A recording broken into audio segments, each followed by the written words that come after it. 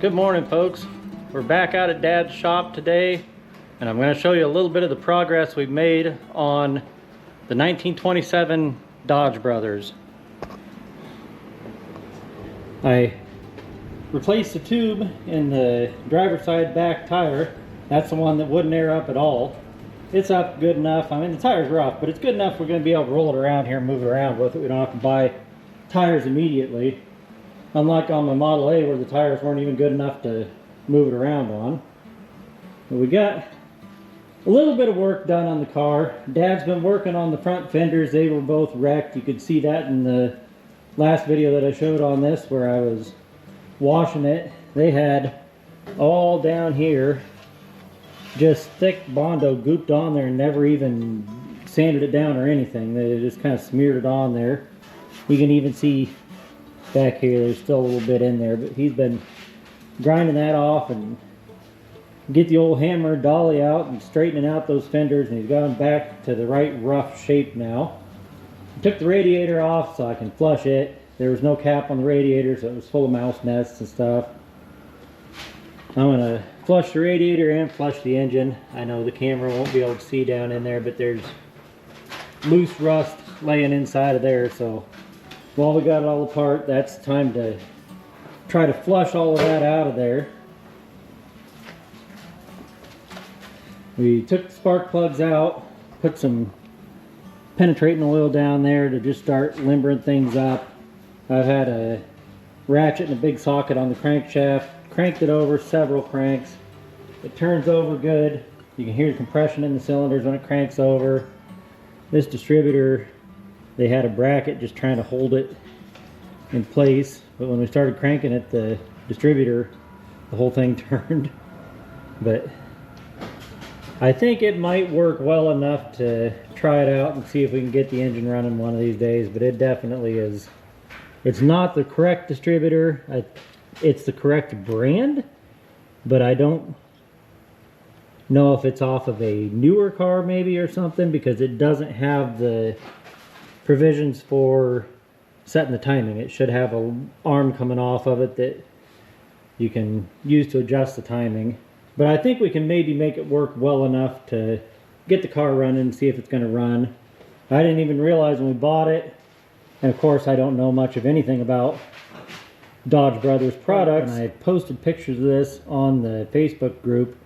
Somebody immediately pointed out that that is a Model A Ford Zenith carburetor on there, and that it is. It's the same carburetor that's on our Model A's, but at the time when I was looking at it, I didn't know what kind of carburetor it was supposed to have.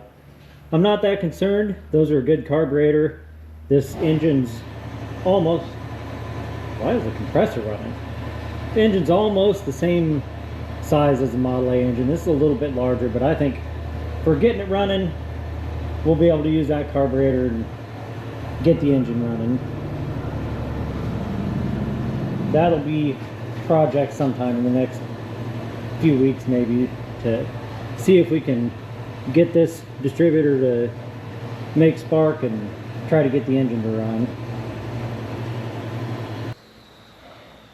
We tried hooking power to the starter to crank this over and it did nothing, just arced, so I ended up pulling the starter off and took it apart. I'll go back to the bench here in a second and show you that, but I got it to work, but I'm going to have to order a part for it. But it's going to work. We did get it to crank over. Here's the starter.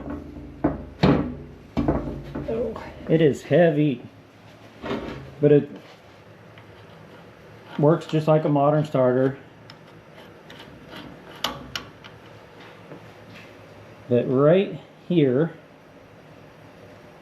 in that crack there is a plate in there. I think the book called it the center bearing plate, but it's a plate that just separates like the Bendix end of the starter from the electric motor end of the starter, and it's got a bearing in the middle, and it's made out of pot metal, and it's all broken to pieces. So I'm gonna have to replace that. I've got to order one. It's $75 just for that plate, but I'm going to get one ordered because once we get that here, then I can finish rebuilding this starter We can put the starter back in, get a new 6-volt battery for it, and we'll be able to crank this thing over. We got in there with the shop vac, sucked out the dead mice and walnuts and mouse poison, and cut up bars of soap and mothballs and all kinds of stuff in there. So we got the inside of it cleaned up. We wiped the seats down just with a little bit of soapy water, got the first layer off of them. I think they're going to clean up pretty good, and they're still in good shape. I don't think we're going to have any issues with like where the seams are with them cracking or splitting or anything. Fortunately, after they were done, it was kept inside and everything stayed pretty nice. The door panels still had plastic over them. There's still a bunch of it on that one over there from when they did the interior, and it's just not been used. It's just sat since they did the interior on it. Unfortunately, mice have been in it. That's what happens when they set. So we got some spots that we're going to have to repair a little bit, but nothing catastrophic, that's for sure.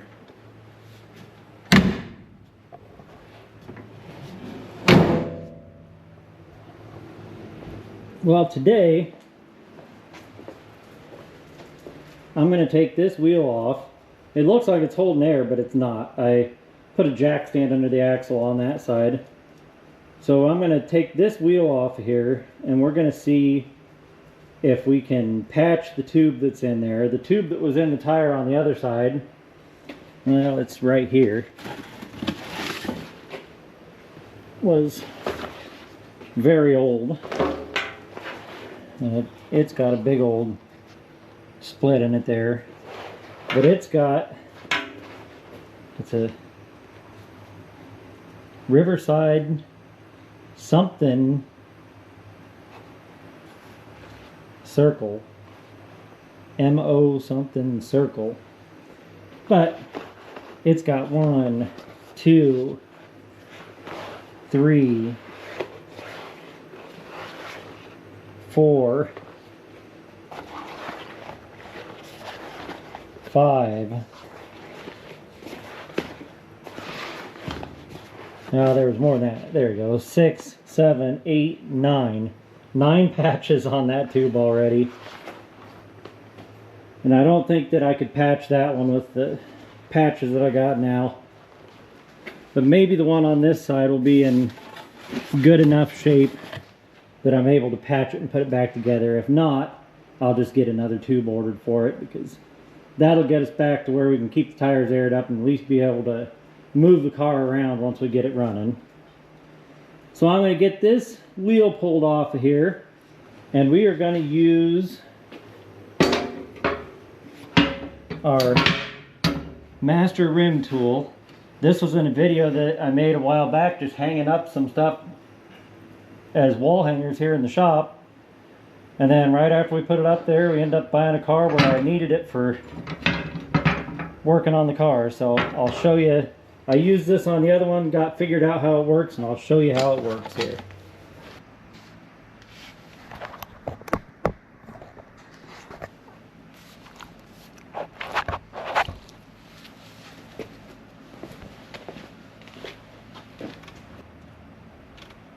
I know it looks like this tire is sitting on the ground, but it's not. I've got a jack stand under the axle. The tire is just touching the ground. But these wheels, kind of like a Model T wheel, you can take the rim off of the center spokes. Back up, Leo.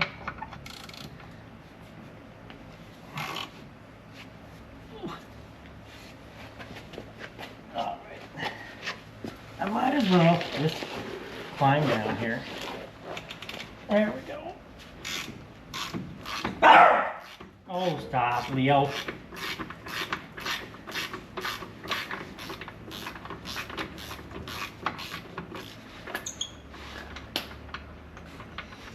Get this in here a little closer. These just have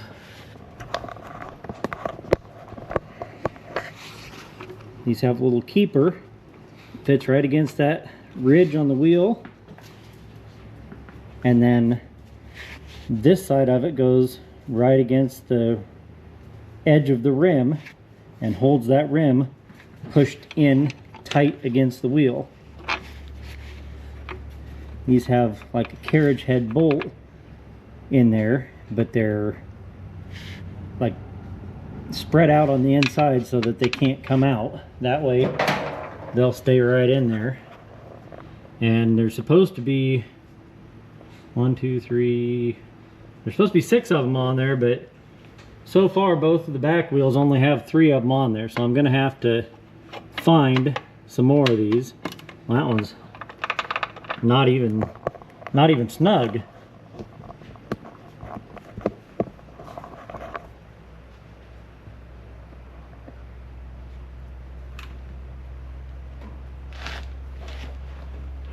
Goodness, but the nut is tight.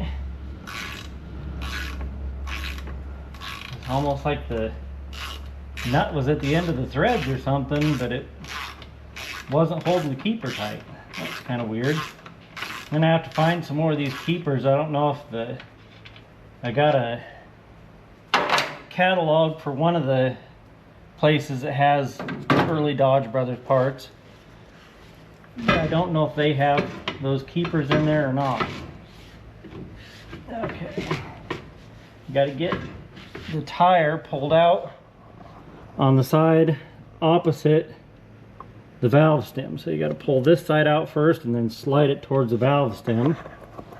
And there is a, there we go. There's a bracket right here that goes around one of those studs going in there so that the wheel cannot, so the rim can't slip on the steel part of the wheel. So that goes around one of those bolts so that it can't slip when you hit the gas or brakes. All right, let me get the camera set up on the table and we'll get this thing up there.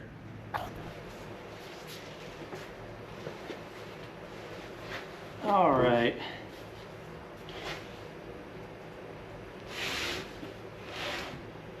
Now I don't know for sure if you're supposed to do this from the back side of the tire or the front side of the tire, but I'm pretty sure the other one I did from the front side of the tire and it worked. And there actually also is a spot right here, right where these split rims are not like the split rims that blow apart and injure people.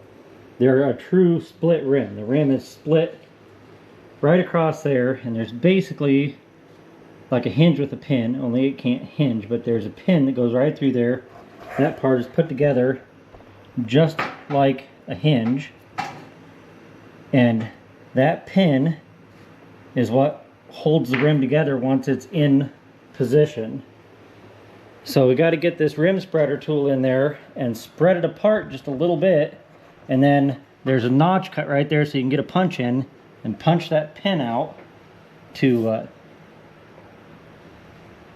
then collapse the rim in on itself to get the rim out of the tire. So instead of prying the tire off the rim, you fold the rim in on itself and take the rim off of the tire, or take the rim out of the tire technically, I guess.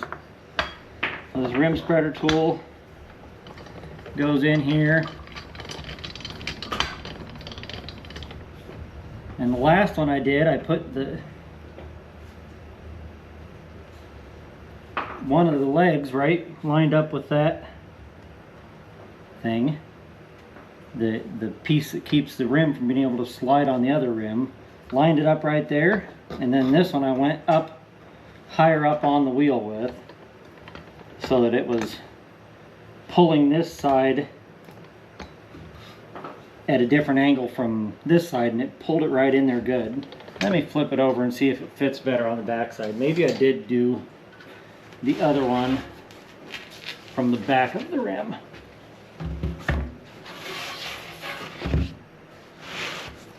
Because now that I'm thinking of it, I think maybe I drove that pin out right through that notch in the wheel when I took it out. Let's see.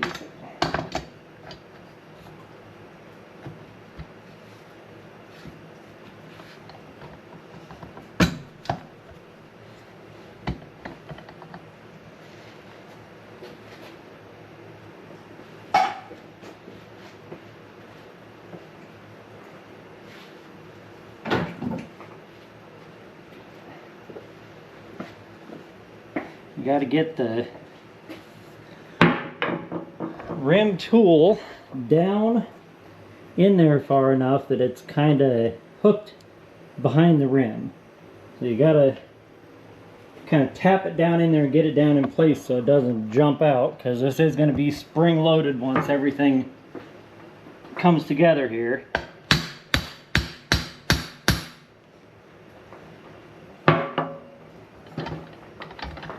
Top end already popped out up here, so we'll get just a little bit of pressure on it and tap that down in there too.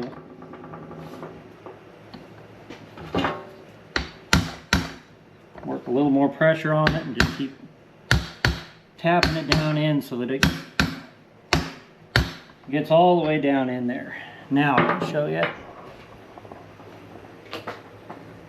The tool's seated clear down against the rim so it can't skip up out of there.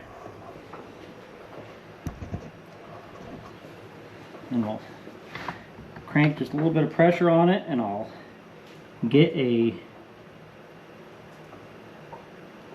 punch to punch that pin out of there.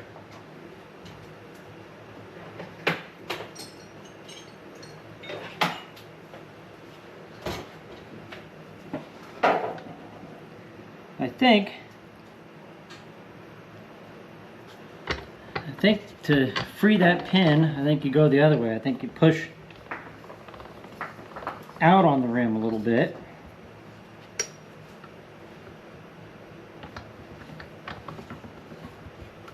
Spread the rim apart just a little bit, and that helps free up the pin in there.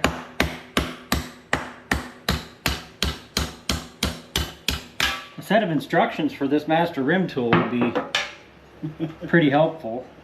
But that's what I ended up doing on the other one. I ended up spreading it apart a little bit and then cranking it the other way.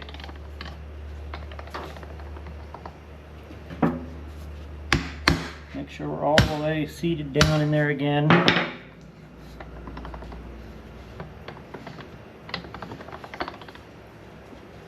Let's see here. You can adjust that so that it's more down here. Now I'll try to get the camera set here. It's going to be right where my hands are, but you'll be able to see when I start cranking on this.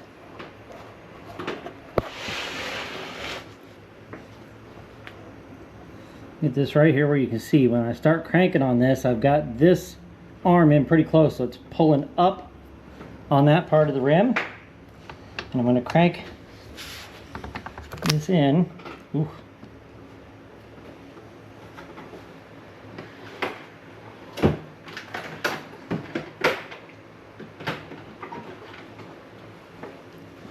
Kind of help get this popped in there. There we go.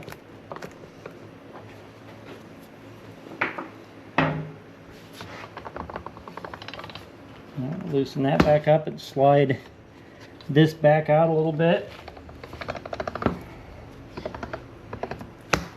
There we go, it just popped in. Hopefully the camera was showing that good, but it just popped into place. Now that it's in place, you can crank. Ooh, that old tire is stuck to that rim. They've been together for a day or two, I'm guessing. I'm going to even get a little bit wider bite over here now. Just keep moving that rim tool out, and that is going to just pull the rim and collapse it in on itself.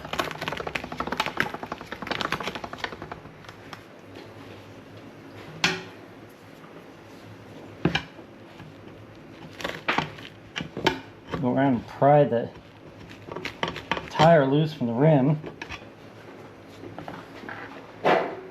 Goodrich Silvertown tire. Silvertown's where Joe Dirt went in the movie Joe Dirt. I'm pretty sure everyone was going to live in Silvertown. Up in Silvertown, that place you talk about. That's a nice place. I don't think it's the same thing though. Come on, tire, let go. The old tire and rim just grown together over the years. And this poor old tire's in pretty rough shape, but just like the other one on the back, it'll be good enough for moving the car around once we get it to where we can start it and move it around a little bit, not have to immediately invest the money of putting tires on the car.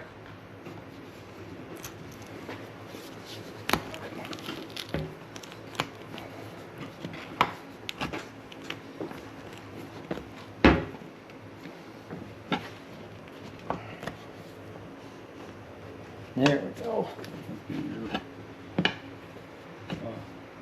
Huh? The compressor fluid out there, and we're loosening up the tire, that speed breaker. Oh yeah, I don't know if that would work very good on this or not. He was talking about we got an old school bead breaker. It probably would work if we set this down on the ground. Yeah. If you set the rim down here on this, then you can use this lever to push down and break the bead off of a tire, or break the tire's bead off of the rim. Okay, I think I got all that loose. Crank this in a few more cranks. And I don't know for sure, but there's 2 holes. They kind of line up right there, and that's where I stopped with the other one. I don't know if those are there to be a guide as to how far you're supposed to crank it in or not, but that's where I stopped with the other one, and I was able to get it out of there. I think I got the bead of the tire broke loose from the rim all the way around on both sides.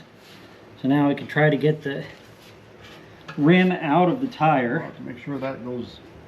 There you go.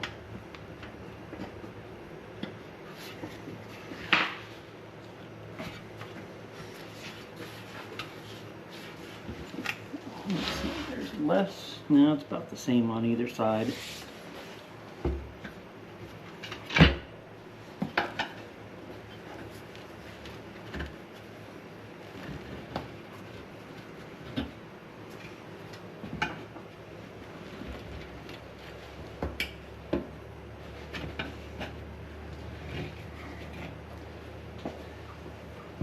These old tires are stiff as can be. They don't have much flex left in them.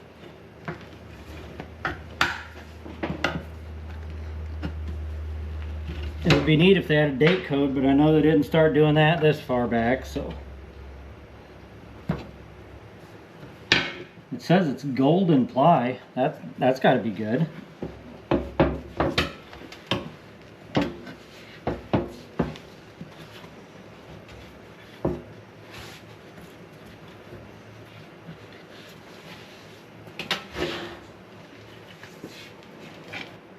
Part of the rim liner's coming out, part of it's staying in the tire. There we go. I guess the camera's really not even pointing at this at all. Tip it up a little bit. They can hear us. Finally got the rim started out the back. Dad's holding onto the front side. I'm just trying to get, there we go, the liner to either stay with the rim or the tire, one of the two. It's trying to go with both of them. Let's set this out of the way for a second. Now, with the tire out of the way, you can see pretty well what that master rim tool does.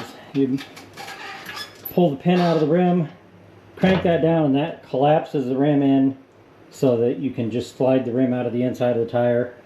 I think most of my problem was that this rim liner was stuck to the tire and stuck to the rim, and we were trying to pry that apart.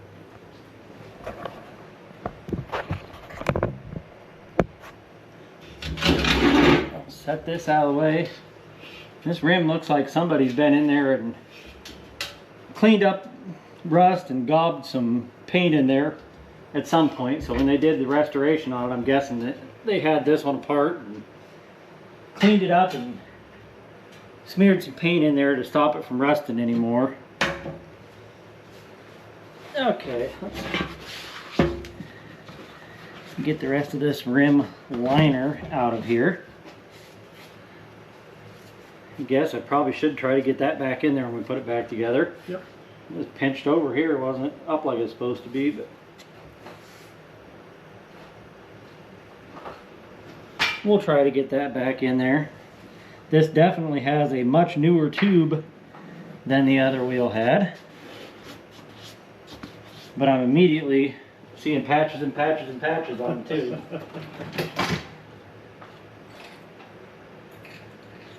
Let's pull the valve stem out, let the air pressure up, make it a little easier to, even though there's not much air pressure in there.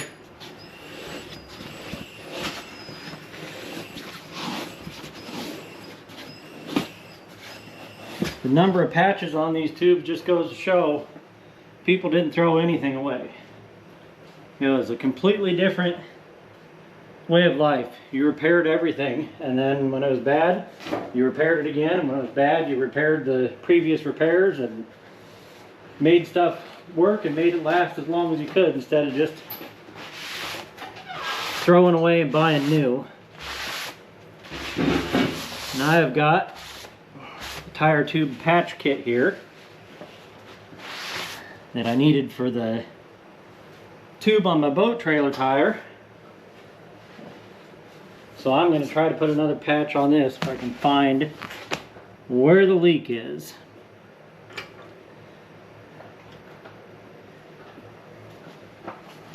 I'm hoping it's not right there. That doesn't look too hot right there on the valve stem, and that's something I can't repair.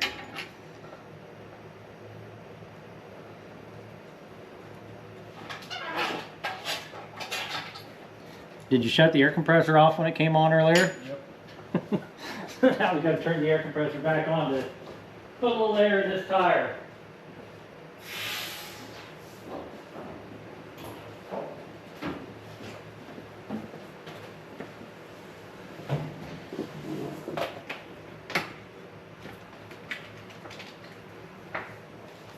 This is an Allstate, Yep.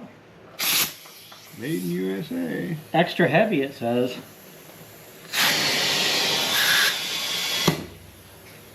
Let's see if we can find where it's leaking. This one would take air and stay up for a couple days and then finally leak down. So I'm guessing it's a small leak wherever it is.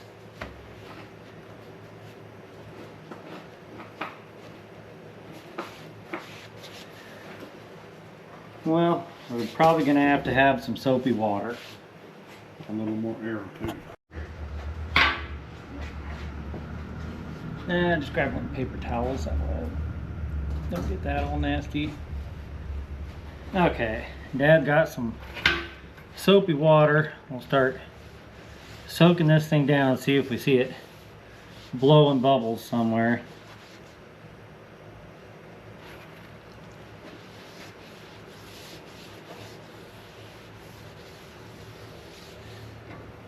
I'm not expecting it to be leaking really bad, but it would leak down in a couple days, so.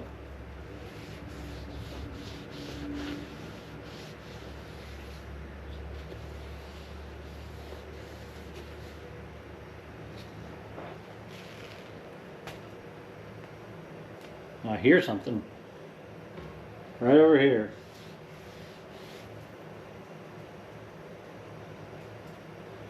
I don't see it yet, but I hear air hissing here.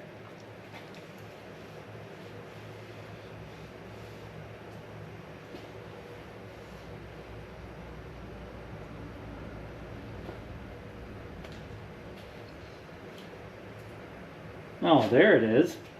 On my patch. It's right on another patch here. That'll make it even more interesting. Right on this patch. I don't know if you can put a patch over top of a patch. There's a patch in that kit that's larger than the diameter of this patch, so maybe I can just put it right over top of the whole damn thing. Then you need to check in the tire, see if there's a nail sticking through there that re-punctured it or something. If you can get your hand in the tire. Well, let's see if we see anything anywhere else too. Go ahead and get all of it wet. And just check and see if we see any bubbles anywhere else. Yeah, if we were doing this more often, we'd have a dunk tank, but Yep. Well, I don't see anything else leaking. And I don't hear anything else either.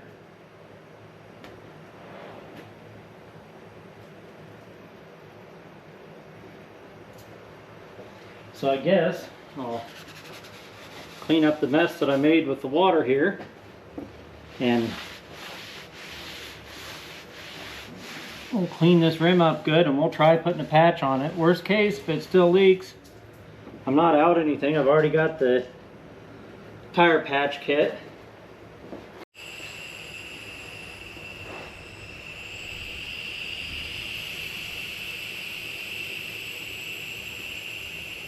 Alright, we're going to let the air back out of this, and I'm going to try to put a patch right over top of that other patch that's on there. We don't have one of those roller things for rolling down the patches, do we? no. I know they used to make a roller tool. Yeah, like a pizza cutter. Yeah. Cut. Okay, got a little bit denatured alcohol here. I'll rub it down good with that.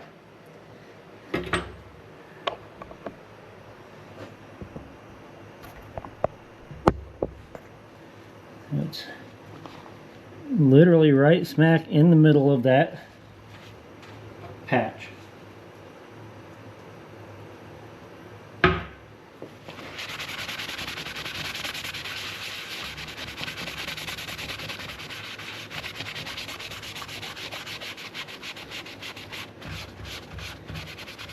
If it works, then that'll get us by until whenever we are ready to get new tires. When I put new tires on it, then I'll put new tubes and new rim liners and all that stuff in there. But this might get us by for a while, so at least once we have the car to where it can be run and moved around, we can do that without having to air up the tire every time. Plus, I don't want to have it constantly sitting there and going down and sitting on a flat tire, because these poor old tires aren't going to take much flexing and straightening out.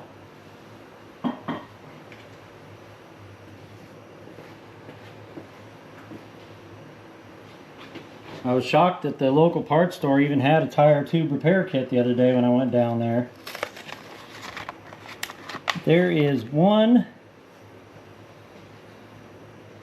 patch in here that's big enough to cover that entire thing. I think that's what I'm going to use.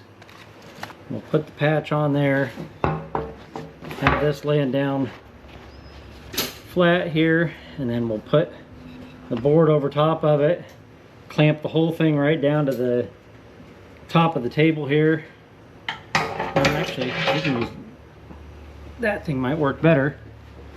Okay, the patch kit came with this little thing for roughing up the rubber before you try to put the glue on it. So I'll rough that up a little bit, and then I'll hit it one more time with the towel that's got some denatured alcohol on it, just to make sure that this is nice and spotlessly clean, so that hopefully that patch will adhere to the tube around the old patch and to the back of the old patch. Hopefully that'll seal up good, and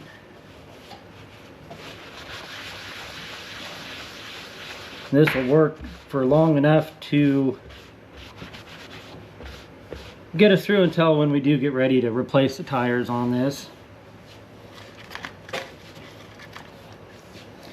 I think I'm going to put the patch on just like that, and then clamp it all together and let it dry. And it says to cover the entire area with cement, spread it out evenly and let it thoroughly dry. So that's exactly what I'm gonna do.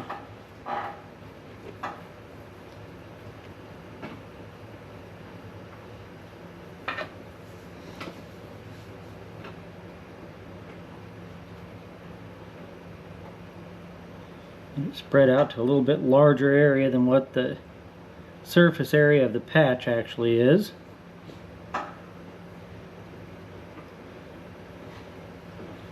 And we'll let that dry for a few minutes. It's been a few minutes now. Touch and clear on the edge away from where that's actually gonna be glued on there, and it seems dry. And I don't have to put any cement on the patch because it's already got, you peel this backing off of here and it's already got stuff there apparently that adheres to this cement. So all we got to do is peel that off of there. Try to keep my fingers off of the main part of the patch.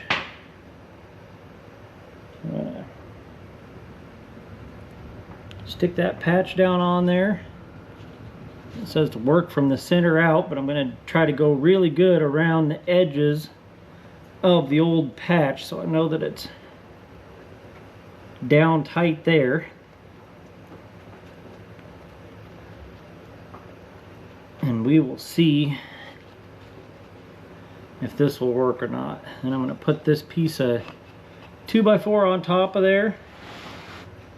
Slide that part of the tube right over here underneath this clamp.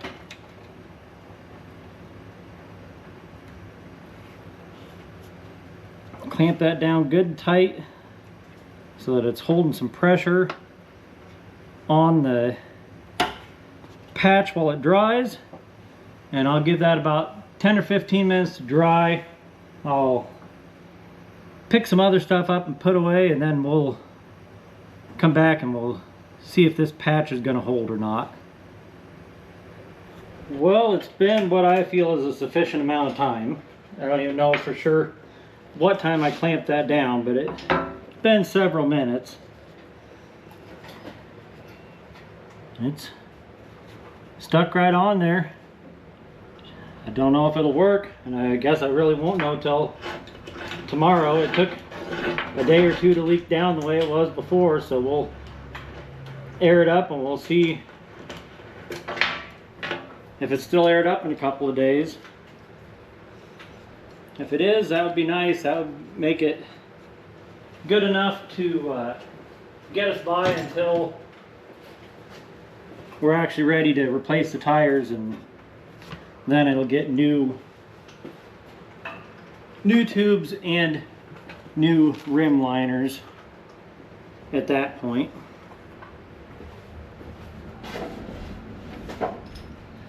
So this poor old tire sat for a long time on that flat spot, but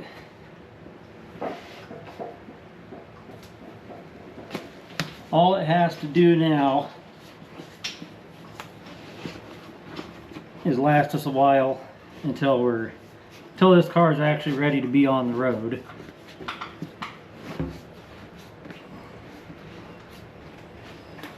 Yeah, I wish there was a way to know how old these tires actually are.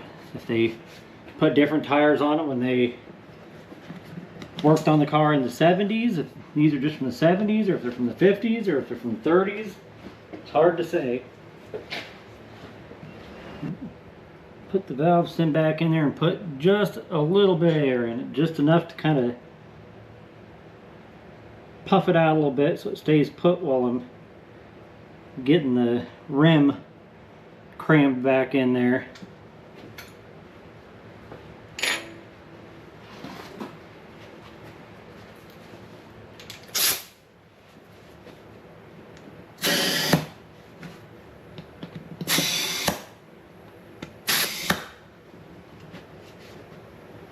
There we go. I think that's enough to hold it where it is while we put it back together.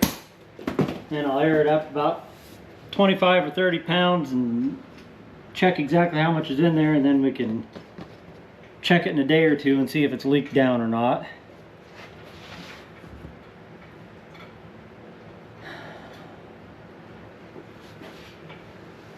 I don't know.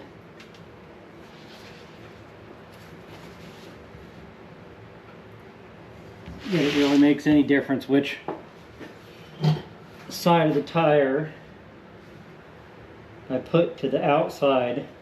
This side is cleaner. Yeah, this side is cleaner. And so this will be the inside of the tire. I got the rim tool on the inside of the rim. Stand through there. Gotta put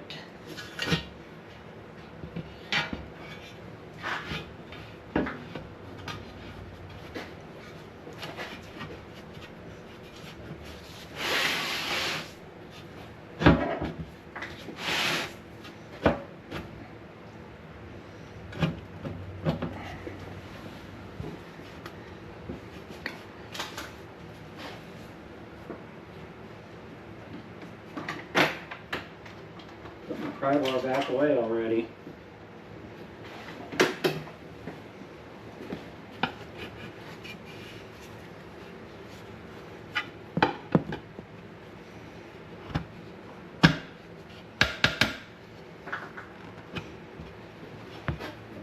The tire tools in there, they're not as sharp as that. I think, there we go. All I had to do was just get it popped over the edge there.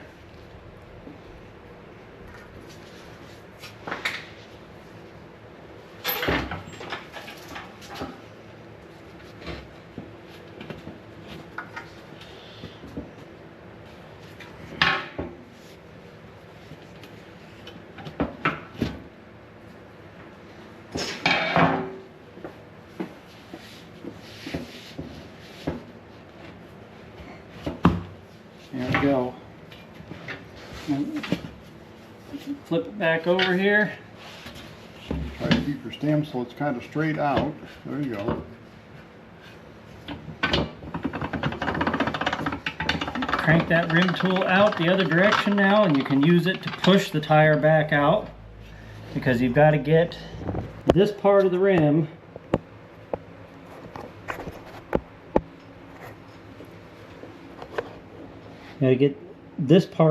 back together, so where that's like a hinge there and the hinge pin has to go back through it, for lack of a better term. I'll keep spreading that out, and this tire spreader tool now will come up here and push the rim out instead of pulling it in, and should push it right back out into place. There she is. Now it almost lined up there, and the last one of these that I messed with, now I'll just loosen it up and move that down there so that it's pushing that back down, and it'll all come right together. We can get this back to where That looks good. that hole's almost lined up there.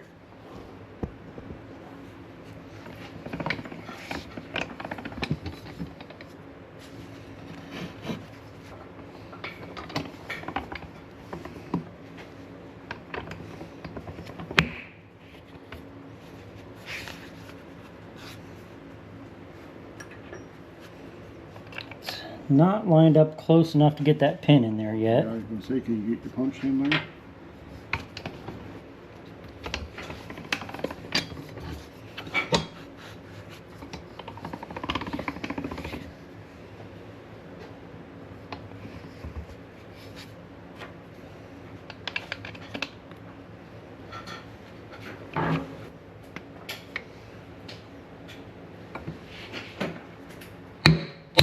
There it went.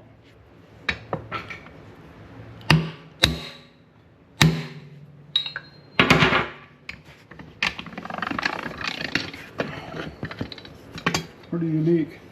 There we go. After a little finagling, we got the pin back down in there just the way it's supposed to go.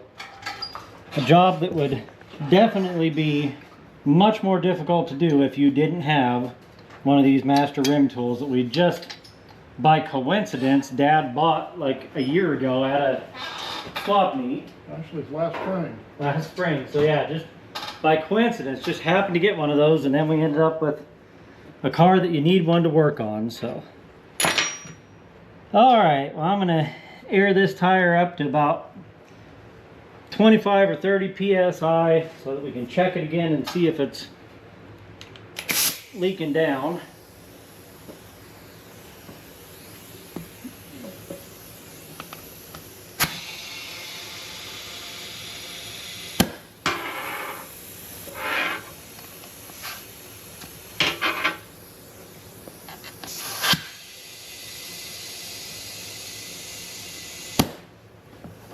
That poor old tire has seen better days, but I think it will probably work well enough for moving the car around. At least we can roll it around. When you got flat tires, they're awfully hard to roll around.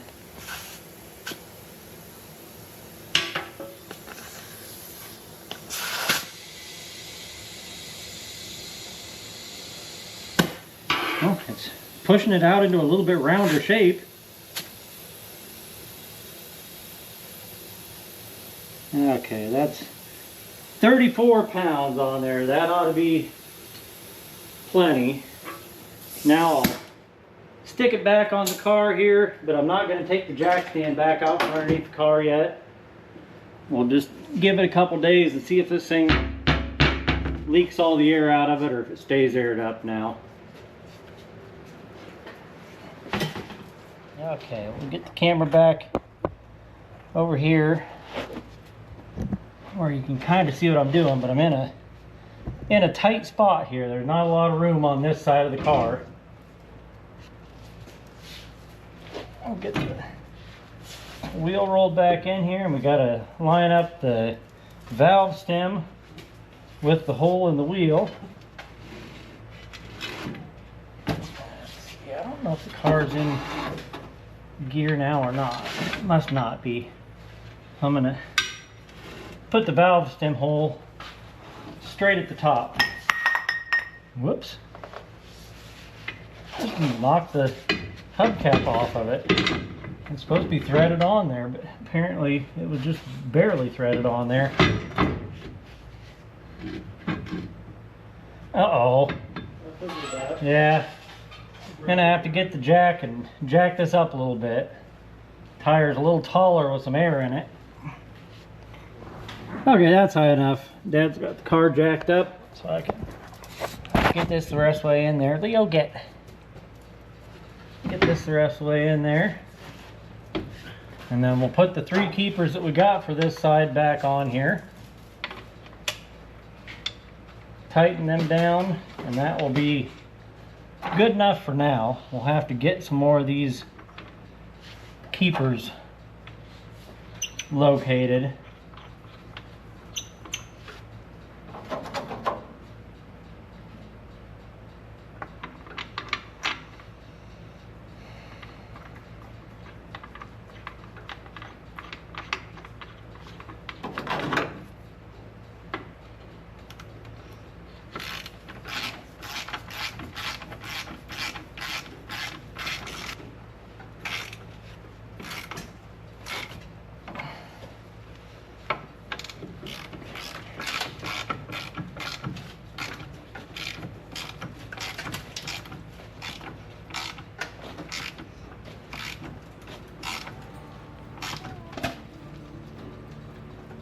Well, since we already got the jack under there, let's pull the jack stand out and we'll just see if it stays up.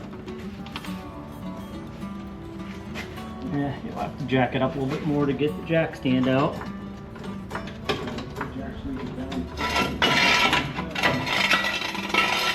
Ready? Yeah.